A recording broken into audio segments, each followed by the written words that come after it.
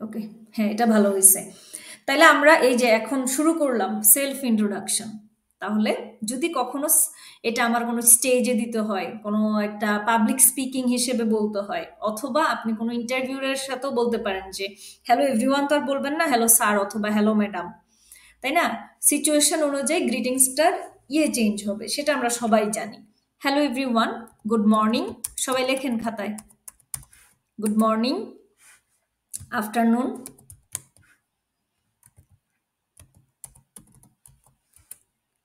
Evening. আমি চাইলে আপনাদেরকে স্লাইড দিতে পারতাম, তাই না? আমি চাইলে আপনাদেরকে ডক ফাইল দিতে পারতাম, কেন দেই নাই বলেন তো? কারণ যেই পৃথিবীতে এখন চ্যাট জিপিটি চলে আসছে, সেখানে আসলে স্লাইড, পিডিএফ এবং এগুলোর কোনো মানে অভাব নাই, রাইট? সো চ্যাট জিপিটি চলে আসছে, ইউটিউব চলে আসছে। আমি তো আকাশ বাতাস থেকে অ্যান্সারগুলো লিখি নেই, ওদের থেকে হেল্প নিছি। তাইলে ক্লাসে এগুলো লিখেন। সারা জীবন তো চ্যাট জিপিটি থেকে বের করছি আমরা, ইউটিউব থেকে বের করছি, এখন নিজের মুখ দিয়ে বের করব। That's the main important thing. So good morning, good afternoon, good evening. তারপর একটা সিম্পল লাইন আমরা কি বলতে পারি? It's a pleasure to meet you. সবাই লেখেন। এরপর শুধু লিখলে হবে না, একটু পরে বলতে হবে, দেখে দেখে বলবেন দরকার হইলে। প্রথম কয়েকদিন দেখে দেখে বলেন, আমার কোনো সমস্যা নাই। মেয়েগুলা সেই ভালো করতেছে, প্রথম দেখে দেখে বলতো, এখন না দেখেই বলতে পারে। It's a pleasure to meet you. Okay, অথবা অবলিক দিয়ে লিখেন, it's great to meet you. যে কোনো একটা সিলেক্ট করবেন, সব বলবেন না। আবার অনেকে আছে যে ওই যেভাবে বলি যে অবলিক দিয়ে it's great to meet you, অনেকে দুই লাইনই বলে ফেলে। আমি আশা করি আপনারা কেউ এরকম না। এটা সমস্যা হয় যখন ক্লাস 8-এর পরে একটা স্পিকিং ব্যাচ হয় না, JSC batch, HSC batch, batch SSC batch. ওরা বাচ্চা পোলাপান তো বুঝে না যে ওই অবলিক সব বলে it's a pleasure to meet you, oblique it's a great to meet you, এভাবে বলে। আপনারা এরকম না, আমি জানি। দেন একটা ট্যাগলাইন আমরা বলতে পারি, thank you for giving me the opportunity to introduce myself. পারি না? অথবা এত বড় লাইন যদি কেউ না বলতে চান, আচ্ছা লাইনটা তাও লিখেন যদি কেউ বলতে চান। সবাই লেখেন, thank you everyone for giving me the opportunity to introduce myself. Hmm, chat box follow করেন যাদের নেটওয়ার্ক ইস্যু। অথবা একদম সহজ যে কথাটা, একদম এই লাইনটা মুখস্থ করে ফেলবেন, I would like to tell something about myself. হ্যাঁ, মুখস্থ করবেন, কিন্তু বলার সময় মুখস্থ ভঙ্গিতে বলবেন না, হ্যাঁ?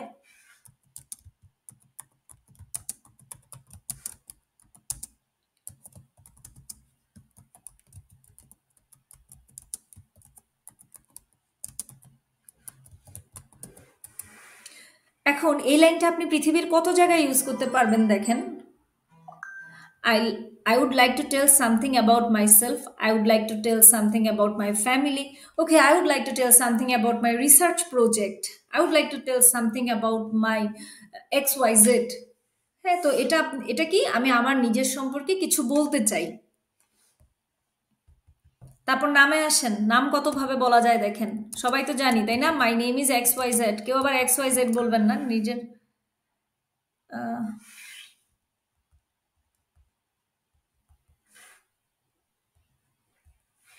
মাই নেম ইজ XYZ, অথবা অবলিক দিয়ে লেখেন দিস ইজ, যে কোনো একটা বলবেন।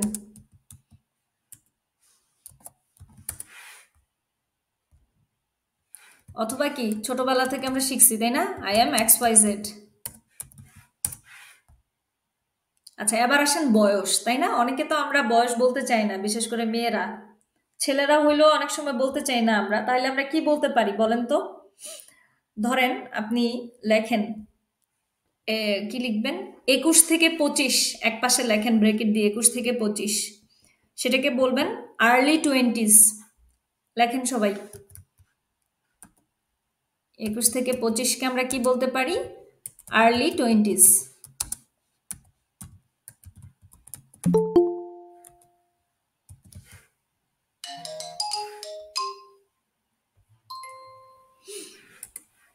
এরপর তাইলে 26 থেকে 29 কি হবে? late 20s, right? আচ্ছা, অনেকে এখন জয়েন করতেছেন, তারা হচ্ছে যেখানে আমি আসি সেই জায়গা থেকে শুরু করেন, হ্যাঁ? যারা এখন জয়েন করলেন, সাজিয়া আপু তো আগে ক্লাস করছেন এবং আরেকজন ভাইয়া জয়েন করছেন, আপনারা একটু খাতা নেন, খাতা নিয়ে খাতার মধ্যে লেখেন উপরে আপনার বয়স। বয়স কিভাবে আহ, কি অপ্রকাশিতভাবে বলতে পারি আমরা, তাই না? Late 20s। একটু চ্যাট বক্স ফলো করি সবাই, নতুন যারা জয়েন করছি তারা চ্যাট বক্সে যাই। যারা নতুন জয়েন করে ওরা তো চ্যাট বক্সের মেসেজগুলো দেখতে পারবে নাকি? না দেখতে পারলে আনমিউট করে কথা বলেন।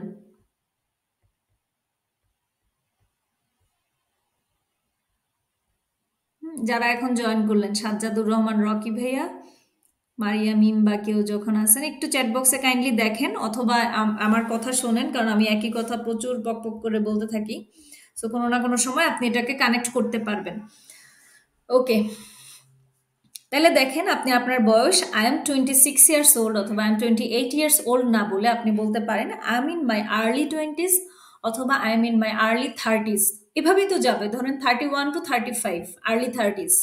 হুম, তো সেম ভাবে না, অথবা I am in my early late 30s। Okay, so অনেকে আছে যে এটাও বলবে যে আপু আবার বলেন, এই জন্য আমি লিখে দিলাম আই এম ইন মাই, লেখেন আমি কি, আমি লেট 20s। তো আমি আমারটা লিখে আপনারা আপনাদেরটা লেখেন। ওকে, সো নাম গেল, বয়স গেল, আর মেন বয়স তো আপনারা বলতেই পারেন সবাই। এখন আসেন, আমি হোম টাউন না সবাই বলতে পারি, তারপরও কিছু ওয়ে লিখি যেভাবে আপনি চাইলে আপনার নিজের হোম টাউন সম্পর্কে সিম্পলি বলতে পারেন যে I was born and raised in X Y Z. ধরেন কেউ একজন যেখানে জন্মগ্রহণ করছেন সেখানেই বড় হইছেন, কিন্তু থাকেন এখন ঢাকায়, তাহলে এই লাইনটা আমরা কিভাবে বলতে পারি? সবাই আমরা জানি, তারপরেও খাতায় লিখি যাতে আর কোনোদিন এমন না হয় যে আপু আমি বুঝতেছি না, আমি কনফিউজড, কি বলবো, কিভাবে বলবো। I was born and raised in X Y Z, এবং প্র্যাকটিস করবেন খুবই নাইসলি, এভাবে না I was born and raised in, এভাবে না, নাইসলি বলবেন যে I was born and raised in Gazipur অথবা Comilla, but currently I live in Dhaka. বলার সময় এইভাবে সুন্দর করে বলবেন, বলার সময় যে রিডিং পড়বেন না তোতা পাখির মতো, অনেকেই পড়ে, আমি আশা বিশ্বাস করি আপনারা এভাবে পড়েন না। I currently live in Dhaka, Dhaka means X Y Z, যে যেখানে থাকেন। আপু আবার একটু রিপিট করেন। চ্যাট বক্সে দেখেন, সবাই একটু চ্যাট বক্স ফলো করি, অথবা অবলিক দেন। ধরেন আপনি বড় হইছেন গাজীপুরে, এখন থাকেন ঢাকায়, সিম্পলি যদি বলতে চান I grew up in X Y Z. হ্যাঁ, কেউ আবার এক্স ওয়াই জেড বললেন না, যার যেখানে বাসা সে সেটা বলবেন, নাও রিসাইড ইন। চ্যাটবক্স দেখে সবাই যে কোনো একটা বলার প্র্যাকটিস করবেন, অথবা সিম্পলি যে ধরেন সাইমন ভাইয়া বা কেউ যদি বলতে চান না আপু আমি এত কঠিন করে বলবো না, okay I am from, Simon ভাই কোথা থেকে আসছে, আমি আচ্ছা say for example I am from Gazipur and I currently live in Dhaka, অথবা I currently live in Chittagong, simply বলে দিবেন। আজকের পর যাতে কেউ না বলি যে আপু আমি এটা কিভাবে বলবো বুঝতেছি না। এবং তারপর প্র্যাকটিস ক্লাসগুলোতে এগুলো কিন্তু অন্যদের সাথে প্র্যাকটিস করতে হবে, মাস্ট। খালি শিখবো আর খালি আমি বলবো এরকম কিন্তু হবে না। না, আমি বলবো কম, কারণ আমার মনে হয় না আর জীবনও আমি আইএলটিএস পরীক্ষা দিব। আল্লাহ মাফ করো, যা হবে এই দেশে হইলে হবে, নাইলে গো ব্যাক টু বাংলাদেশ। হ্যাঁ, আর আপনাদের সবার পরীক্ষা দিতে হবে, ইন্টারভিউ দিতে হবে, সো আপনাদের বেশি বলতে হবে। হ্যাঁ, আমি বলবো একদিন, একদিনই আমার কষ্ট, তারপর শেষ। ওকে, সো দেখেন আমরা আমাদের জায়গা বলে ফেলছি, যে কোথায় থাকি কি করি, খুব নাইসলি বলে ফেললাম। এখন আসেন আপনার প্রফেশন। প্রফেশন, কেউ আছেন প্রফেশন, কেউ আছেন চাকরি করেন, কেউ আছেন গভর্নমেন্ট সার্ভিস হোল্ডার, কেউ আছেন হোম মেকার, তাই না? কিভাবে এই জিনিসগুলো বলতে পারি সেগুলো আমরা এবার লিখে ফেলি। আমি অলওয়েজ গত ক্লাসগুলোতে বলছিলাম আপনারা লিখে ফেললেন, আপনারা স্যাম্পল দিয়েন, হয় না আসলে, ক্লাসে লেখেন। I am a student at XYZ university অথবা কলেজ। আচ্ছা, ইউনিভার্সিটি লিখলাম যেহেতু সবাই হায়ার স্টাডিজের জন্য যাবেন, কেউ মনে হয় না এখন কলেজে পড়েন। ওয়ার আই এম স্টাডিং, এখন যদি কেউ কোনো কলেজ ইউনিভার্সিটিতে ভর্তি থাকেন তখন কোন সাবজেক্ট সেটা লিখবেন। হ্যাঁ, আমি লেখেন I am studying at XYZ university where I am studying English, chemistry, physics. Okay, এখন আসেন অনেকে কাজ করে, মানে প্রফেশনাল মানুষ আছেন, সাইমন ভাই আছেন, অনেকে এটা আছেন। কেউ যদি সরকারি চাকরি করেন তাহলে সার্ভিস হোল্ডার দিয়েন, অথবা আর্মিতে নেভিতে আছেন। আদারওয়াইজ বাকি সবাই এমপ্লয়ি বলবেন, সেখানে আসলে সার্ভিস হোল্ডার ইউজড হয় না। হ্যাঁ, সো আই এম, যেহেতু আমি স্পিকিং ক্লাস নিচ্ছি সেই জন্য আমি হচ্ছে বড় হাতের ছোট হাতের এসব কোনো কিছু ফলো করতেছি না। হ্যাঁ, আপনারা জাস্ট এগুলো নেন। I am an employee at XYZ। ধরেন কেউ ফার্মাসিউটিক্যাল কোম্পানি, কেউ আইটি কোম্পানি, যে যেখানে সে সেটা বলবেন। সেখানে আপনি কোন পদে আছেন? Where I work as a manager, নাকি এক্সিকিউটিভ, নাকি সেলস ম্যানেজার, যে যেটা সেটা লেখেন। আর ওই কথাটা খেয়াল রাখবেন, সরকারি চাকরি না করলে অথবা আর্মিতে নেভিতে না থাকলে, বিমান বাহিনী এসবে না থাকলে সার্ভিস হোল্ডার ইউজ করার প্রয়োজন নাই। এবার আসেন মেয়েদের ক্ষেত্রে, যারা হাউস ওয়াইফ আছেন, হাউস ওয়াইফ ইউজ করবো না। বা মায়ের ক্ষেত্রে বলবো না যে she is a house wife, বলবো হোম মেকার। বর্তমানে এটাকে হোম মেকার বলে, তাই না? কারণ পৃথিবীতে সবচেয়ে কঠিন কাজ আসলেই হোম মেকার হওয়াই, বাকি সব কাজ সহজ। আমি এটা বিশ্বাস করি, আগে বিশ্বাস করতাম না, এখন বিশ্বাস করি। পৃথিবীতে আপনি যে জিনিসটা অবিশ্বাস করে বড় হবেন, আল্লাহ আপনাকে বড়বেলায় সেই জিনিসটা বিশ্বাস করায় তারপরে মৃত্যুর দিকে নিয়ে যাবে। এটা আমি বড় বয়সে যেটা বুঝলাম আর কি। যে বিষয়টা নিয়ে নাক তুলবেন, যে জিনিসটা নিয়ে ভাববেন এটা জীবনও আমার সাথে হবে না, সেটাই আপনার সাথে সবার আগে হবে বড়বেলায়। ওকে, সো আপনি বলবেন যে যারা মার সম্পর্কে বলবেন যে my mother is a home maker, অথবা মেয়েরা যারা হোম মেকার তারা কি বলবেন? I am a home maker and I take care of my family. এটা মার সম্পর্কে বলতে গেলে কি হবে? My mother is a home maker and she takes care of my family. ওকে,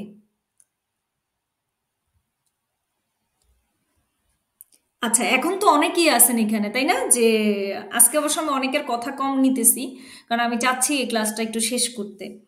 পরে সবার সাথে কথা বলবো ইনশাল্লাহ সময় থাকলে।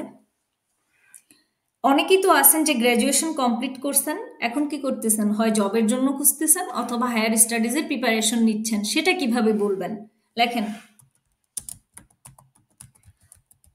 যারা এই পয়েন্টগুলোতে পড়েন না তারাও লিখে রাখেন, অন্যদেরকে কখনো শেখানোর সময় কাজে লাগবে বা বলার সময় কাজে লাগবে। যে ভাইয়া আপনি তো গ্র্যাজুয়েশন কমপ্লিট করছেন, তাইলে আপনি এই লাইনটা এভাবে বলতে পারেন চাইলে। I completed my graduation from XYZ university. আপু এটা কোন জায়গায় লিখবো? এটা একটু বলার ছিল, ফ্যামিলি ইয়েতে। না না না না, ওই যে একটু আগে যে বললাম I am a home maker, এটা এটা অবলিক দিয়ে লেখেন, মানে অনেকগুলো পয়েন্ট বলছি, যে যেটাতে পড়েন সে সেটা পিক করবেন। আমার কথা কি বোঝা গেছে? এটা হ্যাঁ, ওই তাহলে তো পয়েন্ট। আমি সার্ভিস হোল্ডারটা লিখবো। হ্যাঁ, প্রফেশনের মধ্যে পড়ে। যেমন আপনি চাকরিজীবী, আপনি বলবেন I am an hmm, employee. হ্যাঁ, ধরেন হুম, কোনো একটা হুম, মেয়ে হুম, মারিয়া তাহলে আপু, ঠিক ধরেন হোম মেকার, সে বলবে I am a home maker and I take care of my family. ধরেন ওয়াহিদ ভাইয়া হচ্ছে হুম। গ্রাজুয়েশন কমপ্লিট করছে, সে বলবে I completed my graduation from XYZ university. Okay, এবং এখন যে লাইনটা বলবো এটা কিন্তু সবাই বলতে পারবেন। Currently I am taking preparation for my higher studies.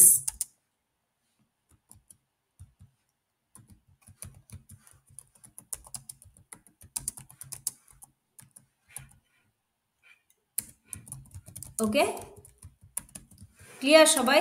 Currently I am taking preparation for my higher studies, এখানে যারা আছেন সবার জন্য এই লাইনটা প্রযোজ্য, রাইট? ওকে, এখন চলে আসি ফ্যামিলি নিয়ে। যে ফ্যামিলি নিয়ে যখন সেলফ ইন্ট্রোতে বলবেন, তখন এত বিস্তারিত বলার দরকার নেই। অনেকে কি করে, ওই যে বোন নিয়ে একটা ডেসক্রিপশন দেয়, ভাই নিয়ে একটা ডেসক্রিপশন দেয়, বাবাকে নিয়ে একটা ডেসক্রিপশন দেয়। No need. এটা কখন পড়বে প্রয়োজন? যখন আপনাকে বিস্তারিত জিজ্ঞেস করা হবে, যখন আপনি আইএলটিএস পার্ট 2 তে জিজ্ঞেস করা হবে তখন, পার্ট 3 তে তখন, অথবা ইন্টারভিউতে যদি ইন ডিটেলস জানতে চায় তখন। আদারওয়াইজ কখনো নিজেকে প্রেজেন্ট করতে হইলে এত বিশাল বড় বলার দরকার নাই। কি বলবেন? লেখেন, এটা বলতে পারেন, আই কাম ফ্রম, উপরে ফ্যামিলি অপশন লেখেন, নিচে লেখেন I come from a nuclear family. সবাই তো জানি নিউক্লিয়ার অথবা জয়েন্ট ফ্যামিলি, যে যেটা বলেন, অথবা এক্সটেন্ডেড ফ্যামিলি। নিউক্লিয়ার, জয়েন্ট অথবা এক্সটেন্ডেড ফ্যামিলি, যে যেটা সে সেটা বলবেন। হ্যাঁ, একসাথে আবার তিনোটা বলতে যান না।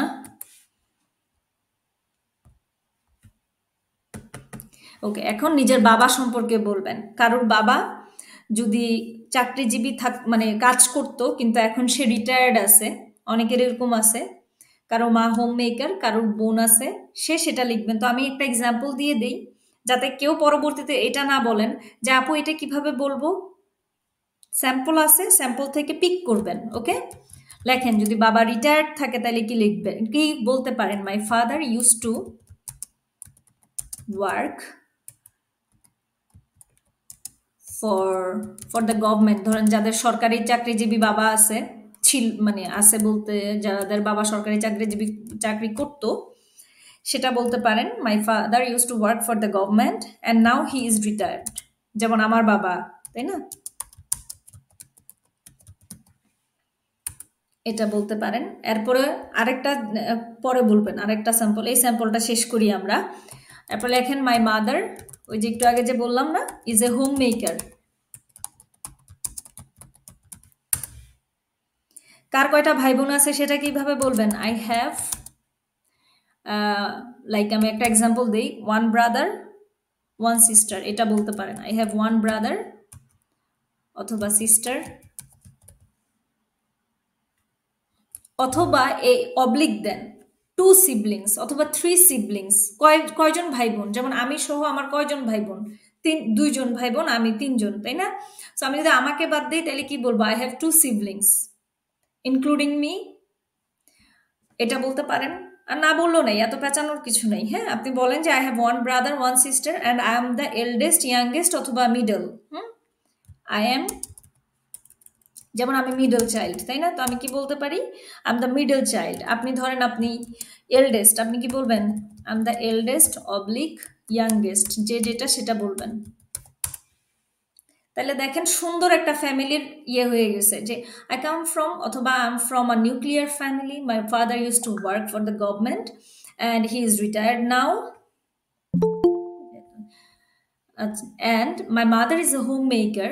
I have one brother and sister and I'm the youngest. And বলতেছি কারণ এখনো তো আপনাদেরকে কানেক্টর শিখাই নেই, তাই না? দ্যাটস ওয়াই এন্ড এর জায়গায় আমরা আর অনেক কিছু বলতে পারবো। ওকে, সো এই অ্যান্সারটাই ওই যে একটু আগে আমি যে সিবলিংস দিয়ে বললাম সেভাবে কিভাবে বলতে পারি, অ্যানাদার ওয়ে। হ্যাঁ, স্টার চিহ্ন দিয়ে অ্যানাদার ওয়ে, যার যে ওয়েটা ভাল লাগে, মুখ দিয়ে যার যেটা বের হয় সে সেটাই বলবেন। ওকে, দেখেন, আই বিলং টু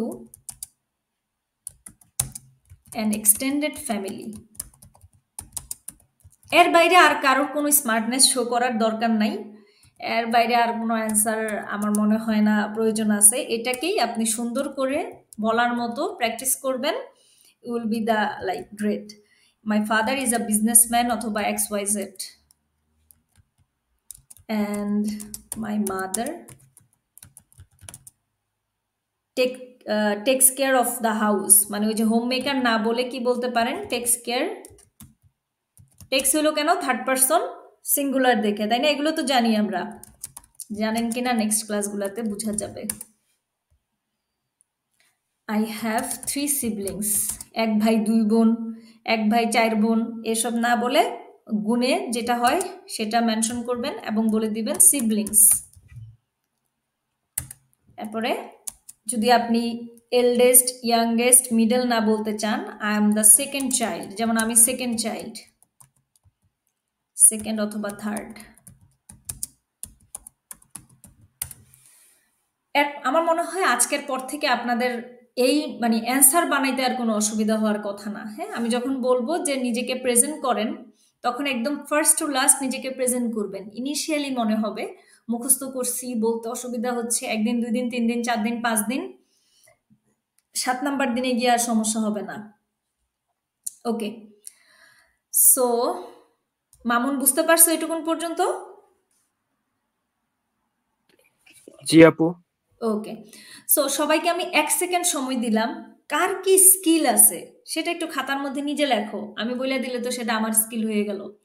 স্কিলগুলো কি ধরনের? যেমন ধরো তুমি অনেক ভালো, আমি মামুনকে বেস করে তুমি বললাম যে, বা আপনারা অনেক ভালো প্রেজেন্টেশন দেন, অথবা পাবলিক স্পিকার, অথবা আপনি অনেক ভালো ড্রাইভিং পারেন, এগুলো আপনার স্কিল। আপনি অনেক ভালো পিৎজা মেক করতে পারেন, অথবা আপনি ভালো টিম ওয়ার্ক করেন। কে কি করেন সেটা আগে নিজেরটা নিজে বাংলায় লিখেন। 1 মিনিট সময় দিলাম।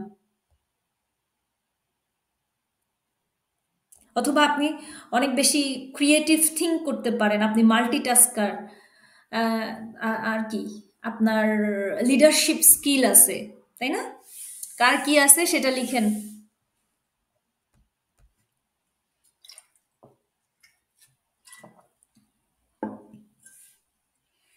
ওকে, আই হোপ আপনারা লিখতে পারছেন, তাই না?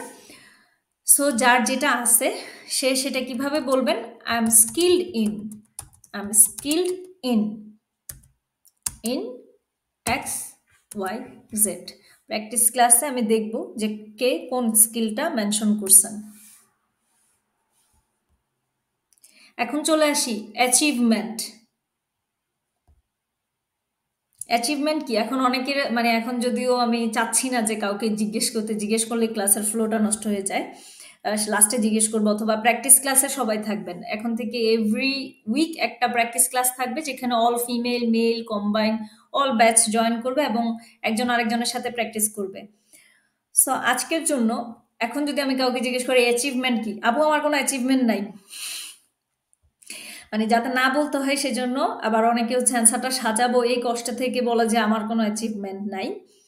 বাট সবার জীবনে কোনো না কোনো অ্যাচিভমেন্ট থাকে, তাই না? কেউ স্কলারশিপ পাইছেন, কেউ ধরেন আপনার অফিসে আপনি কি বলবো অ্যাওয়ার্ড হয়েছেন যে আপনি এমপ্লয়ি অফ দ্য মান্থ, তাই না?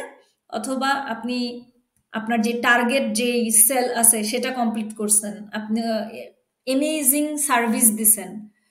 অথবা কি যারা ছোট মানুষ যেমন মামুন বা ওরা যারা আছে, ওরা কি বলতে পারে যে আমি ক্লাস 8-এ স্কলারশিপ পাইছিলাম, 9-এ স্কলারশিপ পাইছিলাম, বা আমি একটা রিসার্চ প্রজেক্টে কাজ করছি, অথবা আমি একটা সোশ্যাল সাইটে আমি হচ্ছে কন্টেন্ট রাইটিং করে সেখানে হচ্ছে আমি এত টাকা আর্ন করছি, যেটা আমার জন্য অনেক বিশাল অ্যাচিভমেন্ট। ঠিক আছে? সো যার যেটা অ্যাচিভমেন্ট সে সেটা বলতে পারেন। আমি জাস্ট একটা এক্সাম্পল দেই, দুইটা এক্সাম্পল দিয়ে দিই। ধরেন কেউ স্কলারশিপ পাইছেন, সেক্ষেত্রে কি বলা যেতে পারে? আই রিসিভড a scholarship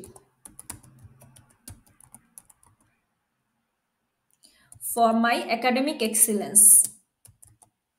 এটাই স্টুডেন্টরা বলতে পারেন, হ্যাঁ, for my academic. I hope আপনারা সবাই লিখতেছেন, হ্যাঁ।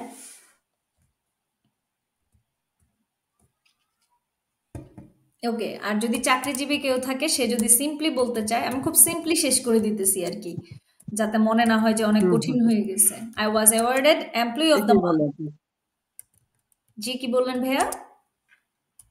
এইটাই ভালো, সিম্পলি যারা আমরা সার্ভিস হোল্ডার তাদের জন্য কিছু বলে দেন। হ্যাঁ, I was awarded employee of the month for কি? For my excellent performance. শেষ। Employee of the month.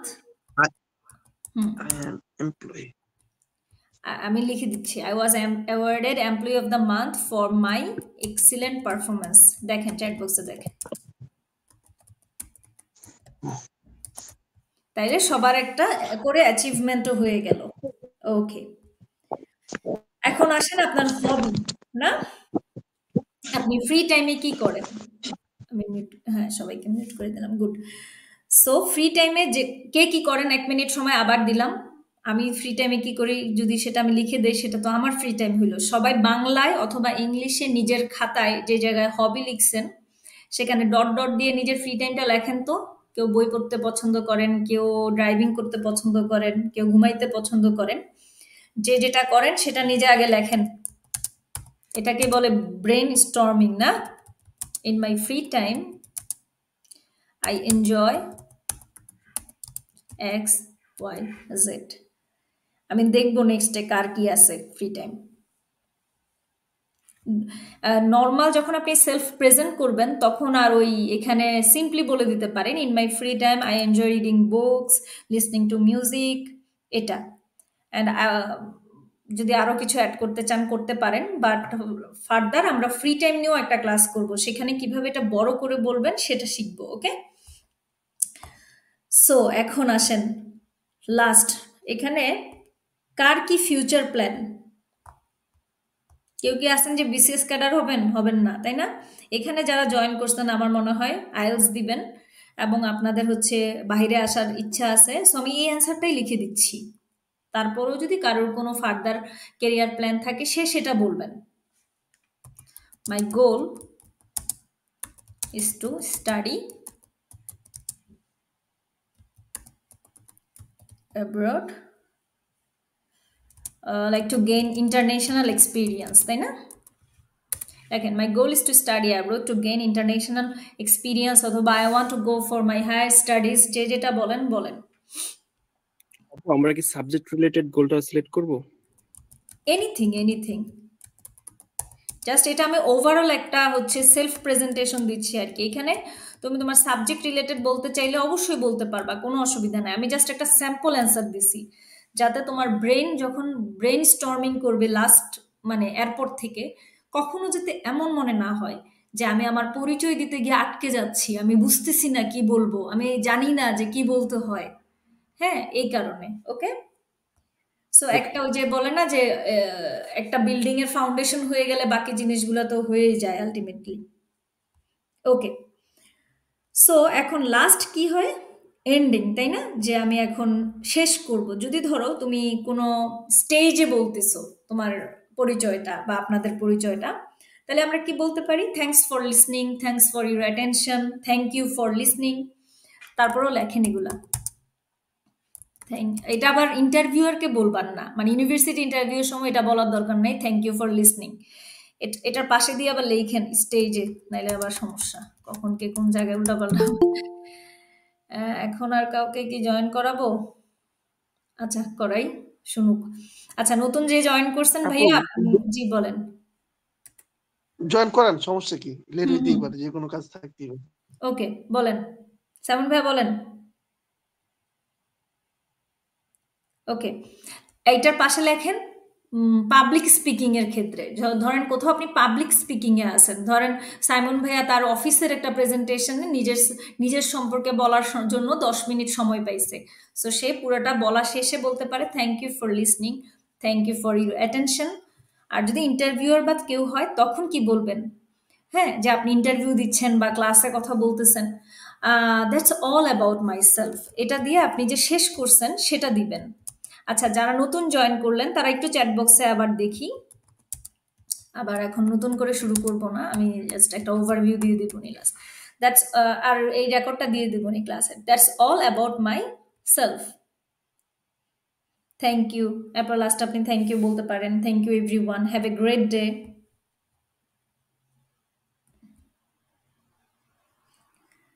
Okay, so আরো অনেক কিছু আছে এরকম, গ্রিটিংস, এন্ডিংস, অনেক কিছু প্রেক্ষাপট অনুযায়ী চেঞ্জ হয়, তাই না? আমি জাস্ট 2টা প্রেক্ষাপট আপনাকে দেখাইলাম। যদি আপনি কোথাও পাবলিক স্পিকিং করেন সেখানে থ্যাংক ইউ ফর লিসনিং বলতে পারেন, আর যদি আপনি কোনো ইন্টারভিউ বা কোথাও হয় তাহলে that's all about myself. Okay, হ্যাঁ। সো সাইমন ভাইয়া, আর কখনো নিজের সম্পর্কে সেন্টেন্স মেক করতে অসুবিধা হবে? না না আপু, ইনশাল্লাহ না। নেক্সট ক্লাসে আমি সবার আগে বলবো ইনশাল্লাহ। না না, আজকেও ভালো বলছেন, আমি জাস্ট যে কোনো একজনের নাম নিয়ে কথা বললাম আর কি, এই জাস্ট। ওকে, সো আরেকটা জিনিস থাকে, সেটা হচ্ছে প্রিভিয়াস এডুকেশন। কেউ চাইলে সেটা মেনশন করতে পারেন যে I completed my HSC in 2012 and I completed my HSC in 2014, যদি এটা বলতে চান সেটাও আমরা একটা ক্লাস নিবনি। তাহলে ওভারঅল আমাদের দেখেন নিজের সম্পর্কে এই 12টা বা 13টা জিনিসের বাহিরে বলার মতো আর কিছু নাই। মামুন, আর কিছু আছে যেটা আমি মিস করছি? না আপু। সো এখন থেকে আমাদের ব্রেনকে অটোমেটিক জেনারেট হবে না যে এই জিনিসগুলো আমি চাইলে আমার নিজের সম্পর্কে বলতে পারি? ইয়েস আপু, এটাই ভালো হয়েছে, কারণ এখন আমাদের মানে একটা ধারণা হয়ে গেল যে আমরা এর বেশি বলার দরকার নেই, আমরা একটু বললেই এর বেশি বলার দরকার নাই, এবং এটা থেকে কিছু জিনিস আপনি বাদও দিতে পারেন। এমন একটা সিচুয়েশন আসলো যে আপনাকে 3 মিনিট সময় দেওয়া হলো, আপনি আপনার স্কিল আর অ্যাচিভমেন্ট বললেন না, বাকি জিনিসগুলো বললেন, রাইট? তাই না?